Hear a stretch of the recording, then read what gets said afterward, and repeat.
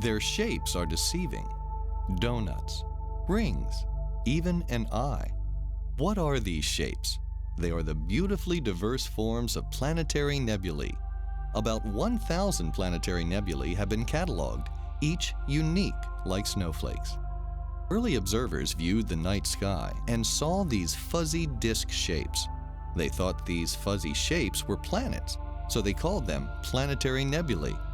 These beautiful nebulae, however, have nothing to do with planets. A planetary nebula is the gaseous nebula created by the death of a sun-like star. And when a sun-like star dies, it ejects its outer envelope, and the core of the star, which is really hot, makes the nebula glow. And this core will eventually become a white dwarf. This glowing hot central core is a huge shell of expanding gas. As astronomers studied planetary nebulae, it was found that these shapes were more complex than previously thought.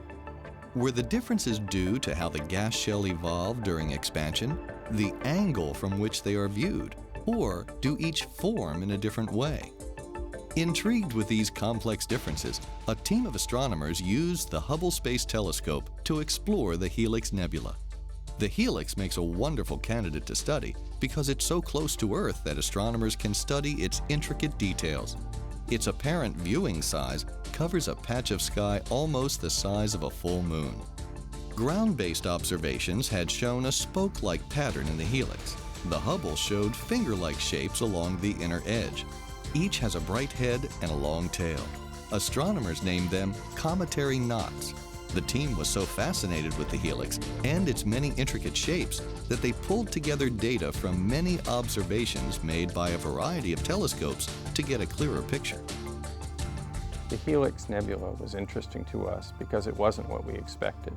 What we expected was something much like my glasses here, where we'd have a rim, and then we'd have a disc of material like the glass lens I have. And then what was interesting to us was that the glass would be tipped with respect to the rim.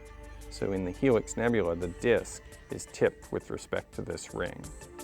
Astronomers constructed a 3D model of the helix by combining the high resolution of the Hubble, ground-based images from Cerro Tololo Inter-American Observatory, and measurements from other telescopes that show the speed and direction in which the material is moving.